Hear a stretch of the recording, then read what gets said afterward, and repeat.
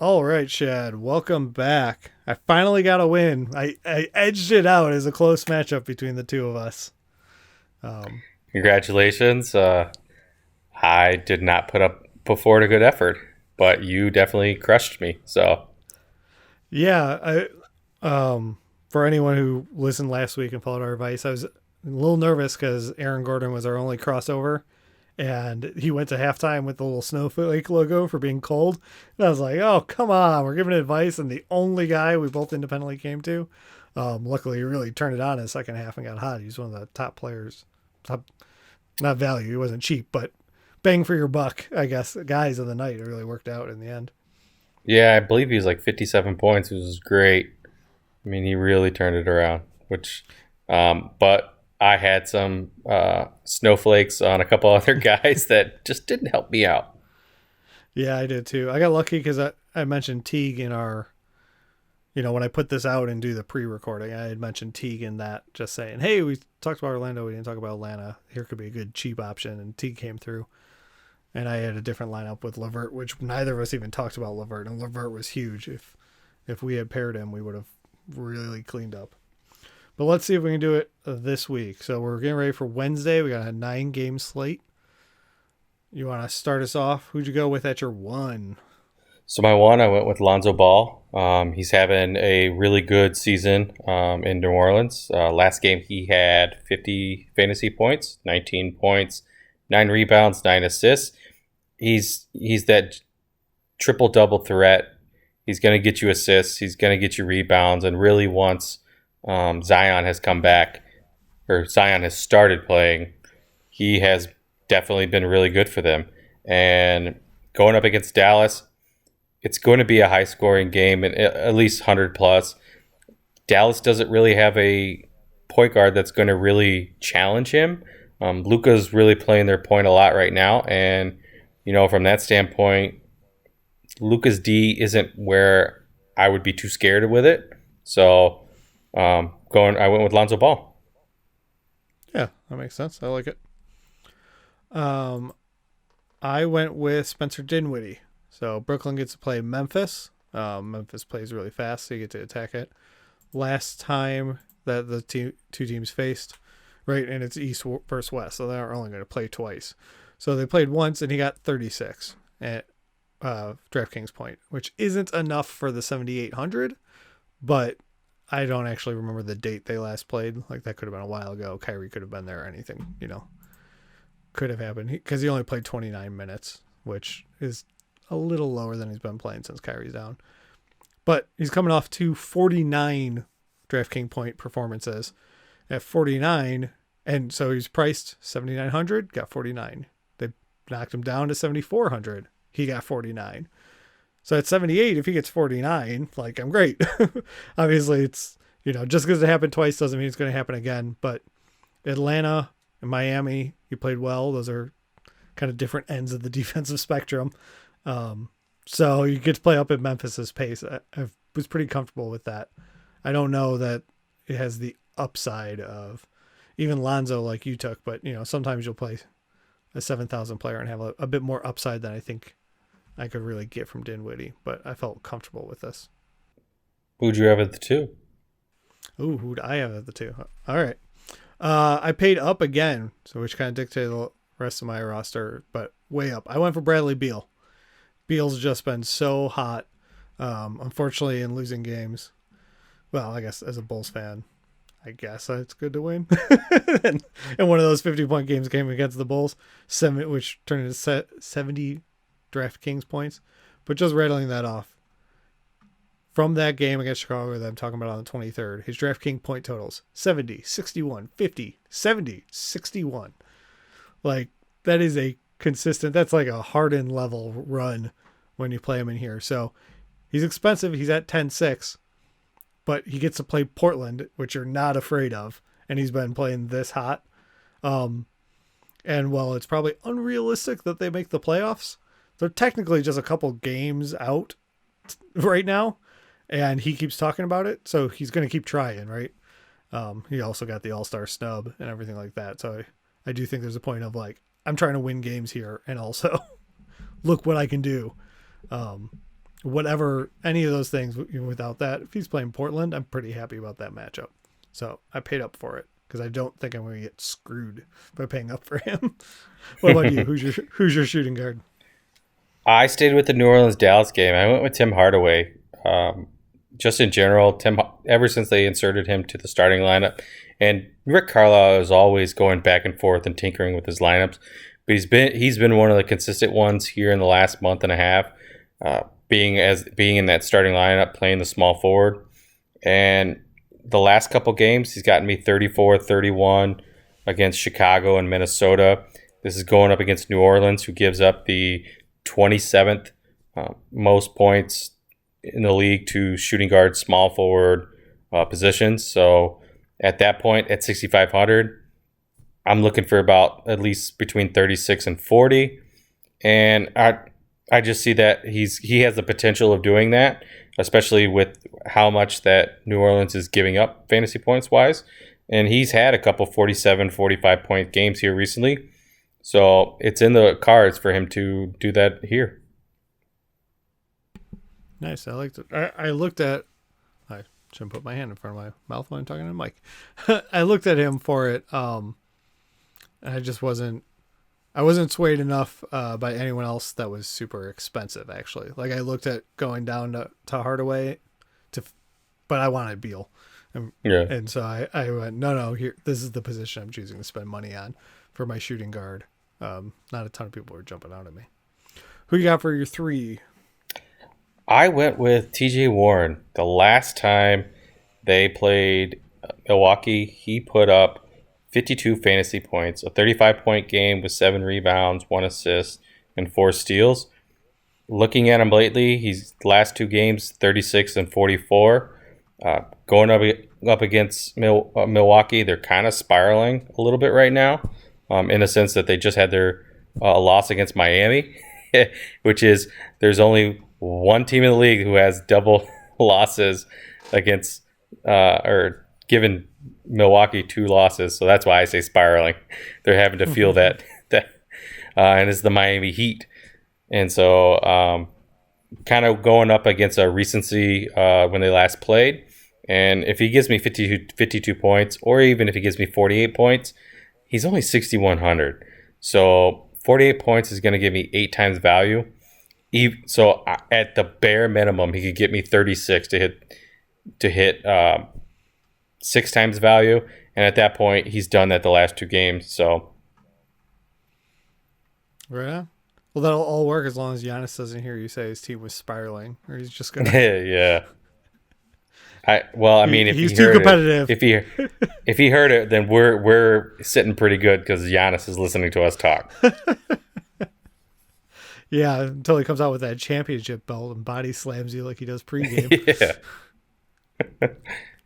All right, for my 3, this might be the first time I'm playing this guy this season. I went with Kevin Porter Jr., 5,300. So Cleveland's playing Boston. They're not normally a team I try to attack to go against Boston, but Kevin Porter's been playing really well. The last 3 games, going backwards, 31, 27, 34 points.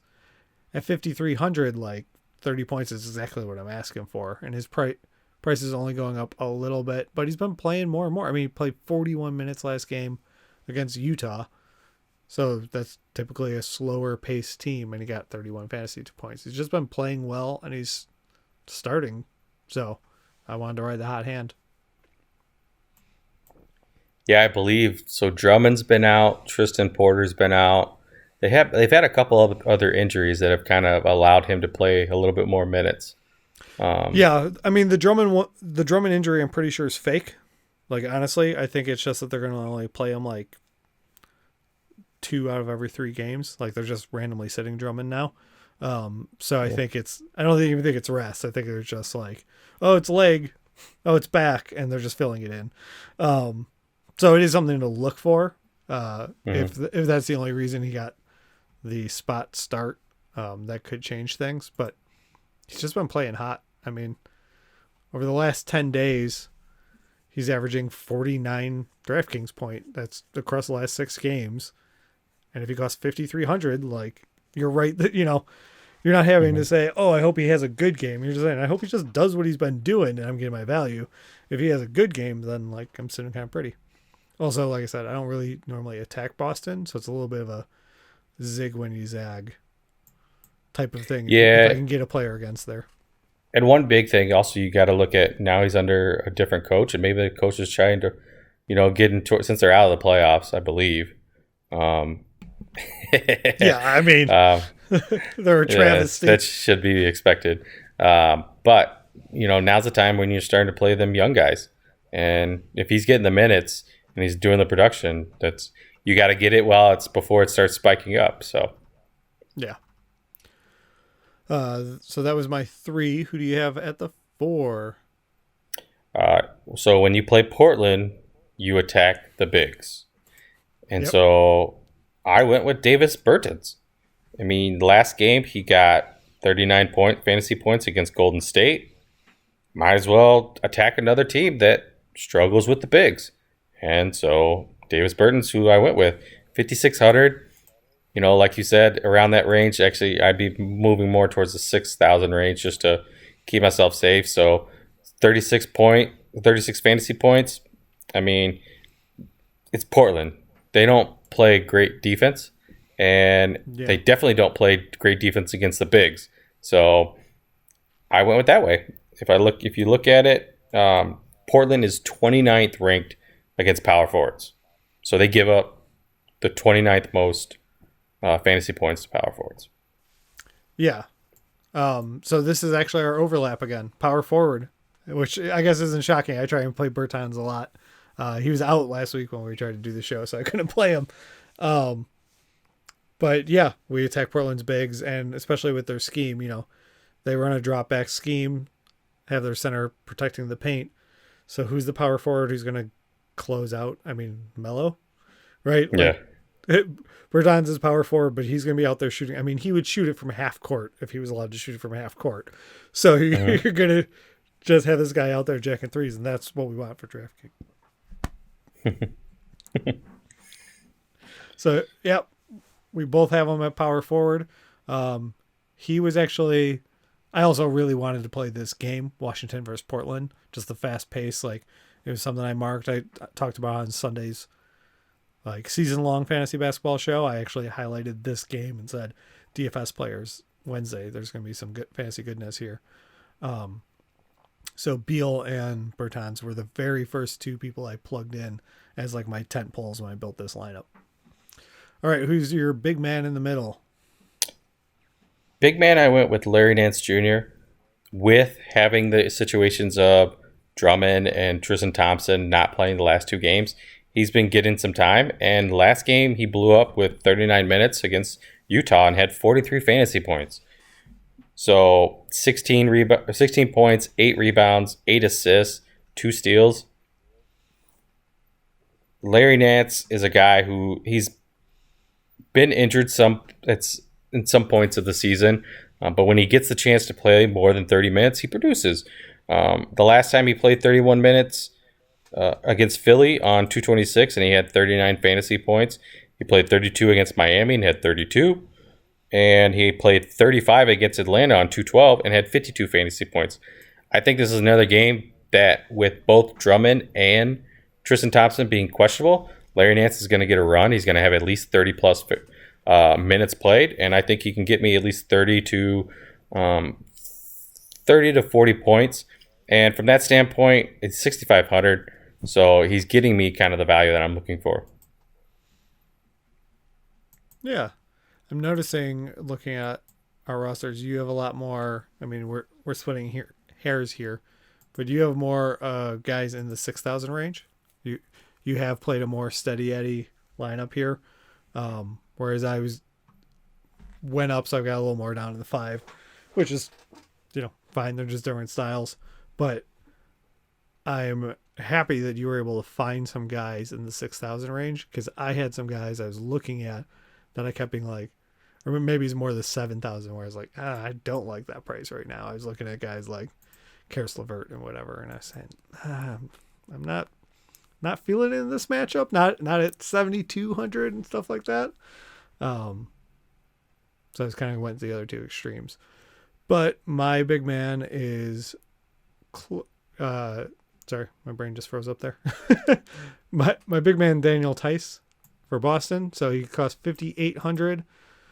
He gets that really high defensive either blocks or steal rate, and he's playing Cleveland. Like there's a good chance there will be turnovers, even if he's not the one like stripping the ball away.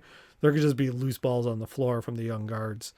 And if he picks a few of those up, I get the extra points. So he got 36, 27, 25 fantasy points the last few times. He's priced at 5,800. So like you said, I got to kind of round him up to 6,000. So I'm looking for 36, which is what he did last game against Houston, which is probably a better matchup than against Cleveland. But if they're playing some of the younger guys, and it's Cleveland, like I'm just not afraid of Cleveland. So I was hoping to get something here for it too. All right, you want to start off the utility first, or you want me to? Why don't you start? Okay, I went Homer. I played Kobe White. Just trying not to bet into the winning streak. He's, last two games were his low fantasy point games in the streak at 35 and 34 fantasy points. At 6,200, if those are his low, awesome. Because before that, 50, 49, 42. Like, he's coming off the bench. They're still not starting him, but he's just letting it rip. And I'm not afraid of Minnesota, right? So there's no reason, I'm not afraid of Minnesota anyway, but if he's coming off the bench, he's facing second units all the time anyway. So you'd have to be a really good team where, like Milwaukee or something, where I'm like, okay, the second unit might cover him. Maybe there's actually some downside here. So I'm just hoping for a bucket of 3-pointers, If he can hit 6 of 9, 6 of 10 from downtown, like I'll get my money back on that one. What was his last game? His last fantasy game. Let me bring it back up. He just played Dallas. The Bulls beat your team. I forgot to give you shit. They did. I wanted to point that out. And it was a heartbreaking loss. Yeah, the Bulls finally got. Like they had, I wanted to say Uber. They got Otto Porter back for the first time. They got Wendell Carter. It's crazy. It's like they literally haven't had all Otto season, all season. Or just like dead 28 million in the roster or whatever it is all season. So yeah, he finished with 19, 6, and 5. Like that's a pretty good all around game. And I'm not counting on necessarily 6 rebounds from him, but. He's been getting, he got 7 rebounds against OKC, which surprises me. He's like 6'5", but I don't know. He doesn't have the wingspan of it. He's kind of got a little bit of a T-Rex arms going on. Yeah.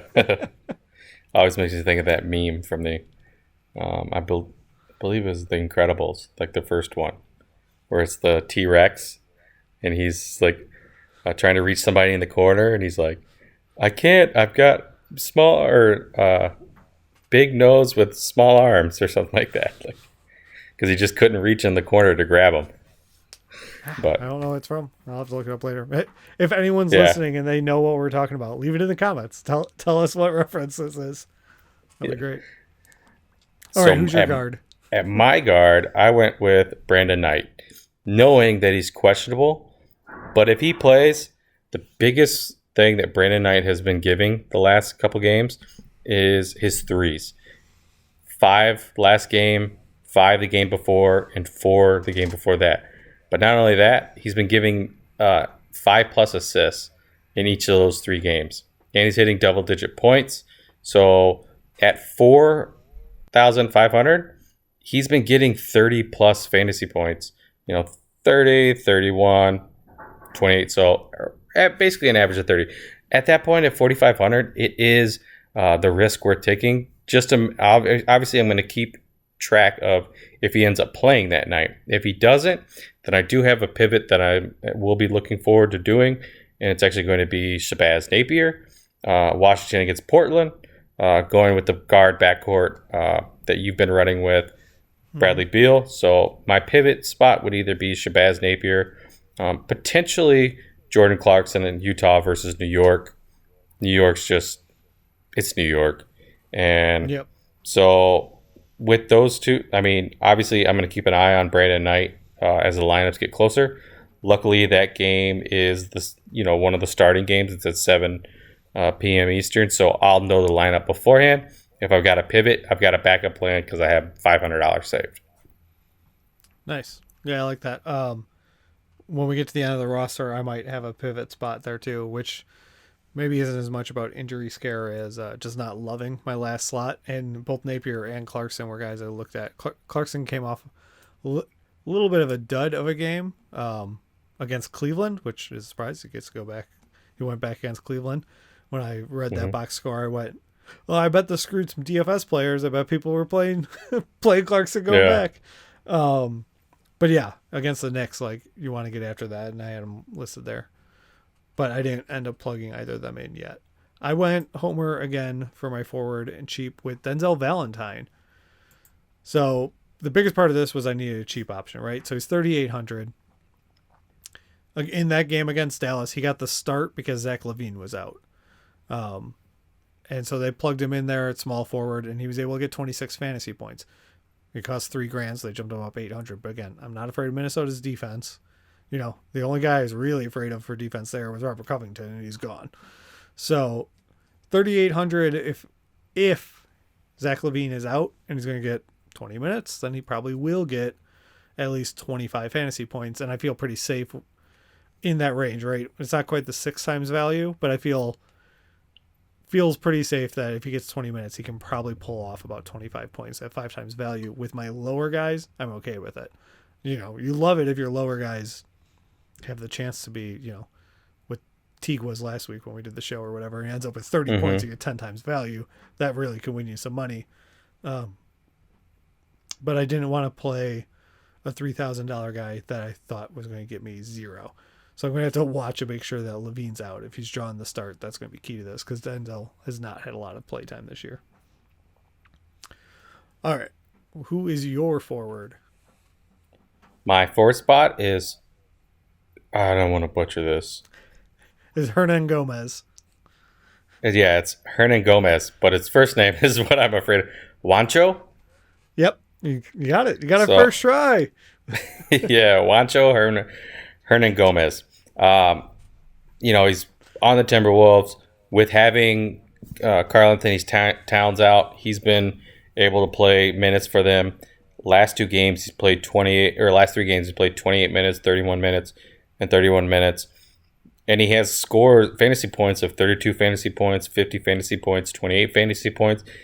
And as much as I know you're a Bulls fan, I also love attacking the Bulls bigs because they are just injury depleted. There's question. I think Lauren Porter is and Wendell Carter Jr. No. That is you. Lauren Markkinen. Oh yeah.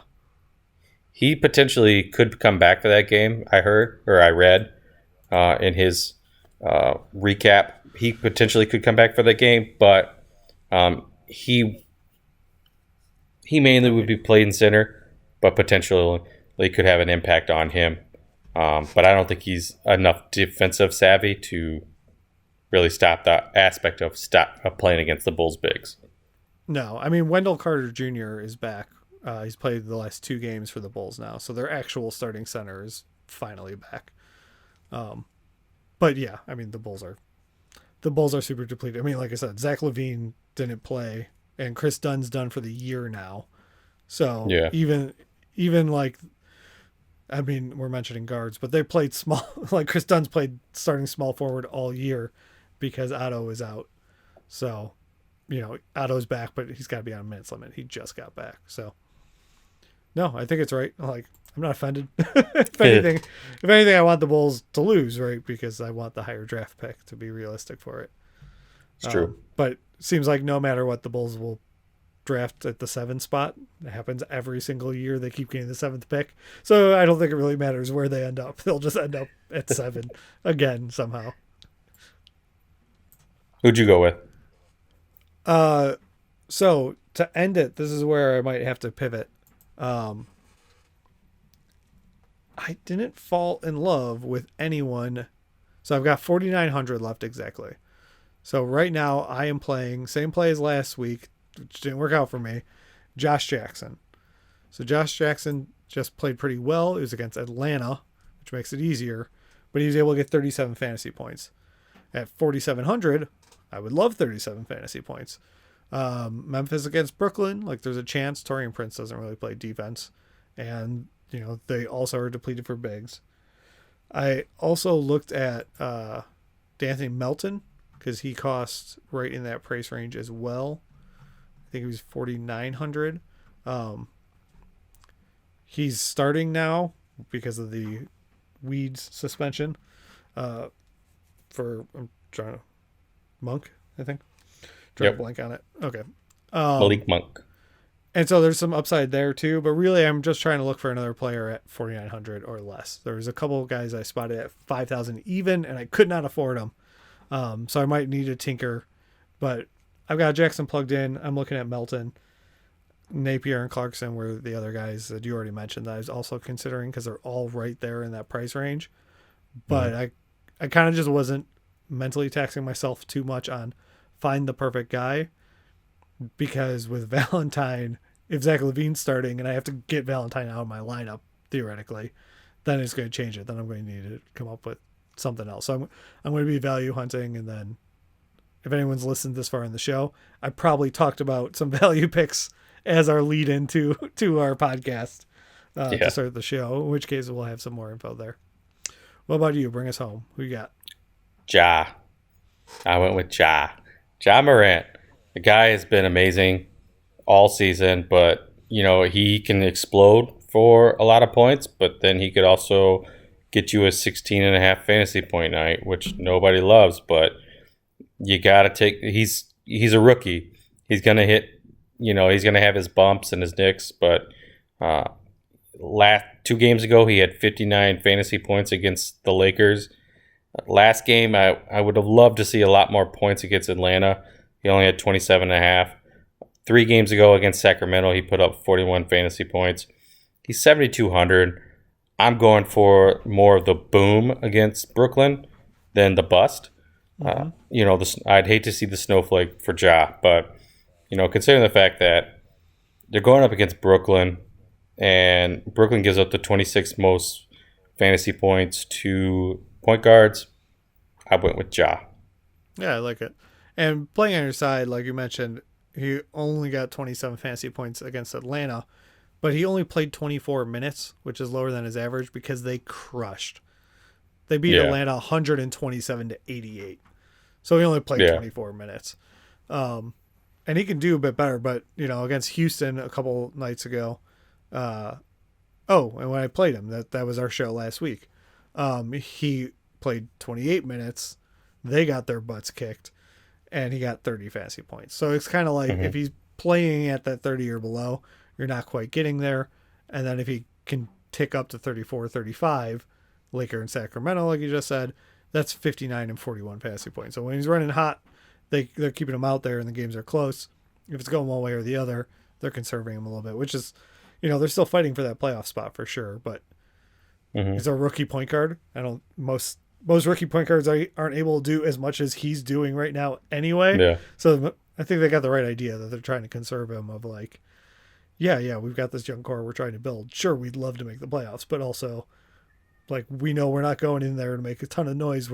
Let's not get him injured, right? Like, because it's not just that. They were taking that approach with Brandon Clark and stuff all season with their second round draft pick. They're just like, back to back, and we're sitting him down. So that's just kind of how Memphis is doing it. So hopefully it'll be a closer game against Brooklyn, and that'll play in your favor. Do you have anyone else that you wanted to touch on that you looked at for tonight? You mentioned it a little bit earlier. Otto Porter, he might be a potential. When I looked at him, I think he was only like 6,400. He's 5,400. 5,400. That's what it was. And he only played 17 minutes. 17 or 18 minutes last game. But in those minutes, he was able to put up 27 fantasy points.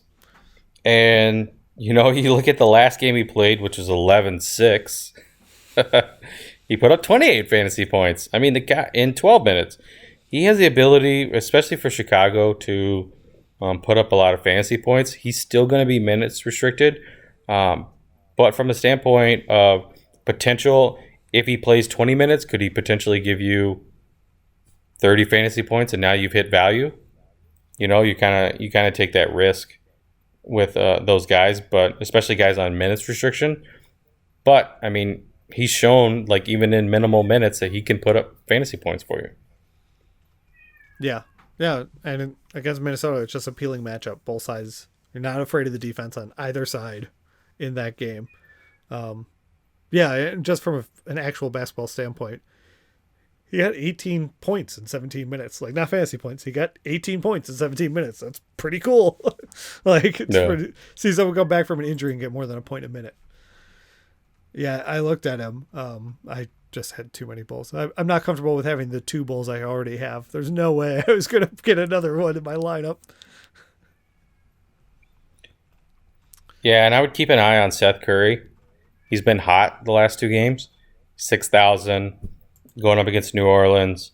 And the last game he got 37 fantasy points. The game before that had 46 fantasy points. So with Brunson being out, they've inserted him into the starting lineup. And he's been pretty successful with that. So that would be another guy that I would look at. What about you? I don't really have a ton of other things. Like, I was kind of just thinking it was worth mentioning. I didn't mention when I talked about Tice that Tatum was ruled out with injury tonight. So he's missing the game tonight. So he's probably going to miss the game tomorrow. I mean, it's no guarantee, but that's part of the reason, like, I liked that play up, just like I was looking at Valentine, because Zach LaVine was out and you had Knight playing, and Rose has been ruled out already. Rose is about to miss a couple weeks, I think, was announced today. So I'm trying to attack some of those opportunities, and then we both went after Cleveland, where we... Yeah, that was one of the biggest draws with Brandon Knight, was the fact that Rose is out. Also, Bobby Brown is out. So really, from a point guard standpoint, it's Derek Walton Jr. I know it's Walton Jr., who's worth like $3,000, and Brendan Knight, if he plays. Outside of that, they'd be playing a shooting guard. Yeah, they have to play Svi. Oh God, this is the name that always gets me. Svi Makahulia. Yep. Mm-hmm. Yeah, I mean, he played 39 minutes against Sacramento. I actually thought about playing him in my lineup. That was kind of where he's going with these. But he just didn't do that great. He got 24 fantasy points, which is good for costing under 4,000. Like, that's your 6 times value. It's right there. But at 39 fantasy points, like, I just kind of wanted to see more than 14 points, like 14 actual NBA points. But he might be a good play. OKC, Detroit, under $4,000. Anyone else on your radar? That was about it. Without, kind of looking at the high guys, everyone else kind of below, like you mentioned, it was kind of tough to, like, look to find someone that would be worth the value in the 7K to, even in the 6K it was tough. But there are some value picks out there. So, I wouldn't, there's 2 strategies that you can play. You can either pay up and pay low and search for those guys that are potentially, you're going to get more value with your higher guys. And so you make up for it with your lower picks, who only get you between 20 and potentially 30, like Teague did. Or you try to stay consistent and get your guys all in the 30-plus range. And at that point, like you said, we went with 2 different strategies. The only other guy that kind of stood out to me was Jai Crowder against Orlando. I mean, he's really been playing well since he's moved to Orlando. He's coming off a 31 fantasy point game. The last 2 games, he's had 18 and 13 points. And honestly, since he's gotten to Miami, he's averaged 14 points a game. He's always been one of those guys that's going to, die for the rebounds. And he's basically a 3 and D for the most part. But he's been, getting high in the double digits. And so that was another guy that I potentially would play. But outside of that, I think we've, you like I said, there's those top guys, but Yeah. In that price range of what you were just talking about, I I may need to hedge a little. Earlier, I said I looked at Karis LeVert at that price, and I just didn't really want to pay that 7,000, even though I kind of liked the matchup, and LeVert did so well for me last week. While we were recording, Boston was playing tonight, Tuesday night, and he mhm. just scorched them. The Nets beat Boston 129-120. Karis LeVert got 51 points while we were recording. Well, I said, I don't really know if I want it. Obviously, pricing's already set. So if he's going to be hot, like, that could be interesting. 51 and 5 assists. It was an all points game, but that's a big it's going to be a big DraftKings night from him. So Yeah. maybe I'm wrong on saying I thought he was a little overpriced. We'll see how that goes. Cool. Well, thanks for coming and doing this again. Good luck in our head-to-head matchup. Hopefully you win some money Yeah, it's elsewhere. yeah, it's time for me to get back on the win streak There we go. or start one. Yeah. And then if anyone's listening all this way, we do have a league now on DraftKings. We got, I don't know, between 60 and 100 people joined up there. So people are throwing out some challenges and 50-50s and stuff, and it's fun. It's free to join. I'll put a link down below in the show notes. Thanks for listening, everyone. Good luck out there tonight. Good luck. Thank you so much for watching another episode of Fantasy Basketball Analyzer. If you made it this far, please hit the like, please subscribe, leave a comment, even if it's just to say thanks. It helps grow the channel. And the more traction we get on these videos, the more often we're going to be able to do these DFS shows. So that they don't have a long shelf life, but we are trying to give advice. And if people are watching and appreciating it, we'll start pumping out more of them. Just a matter of time and effort. If it's helping you guys, we'll bring more to you. So thanks for watching. Talk to you guys again soon.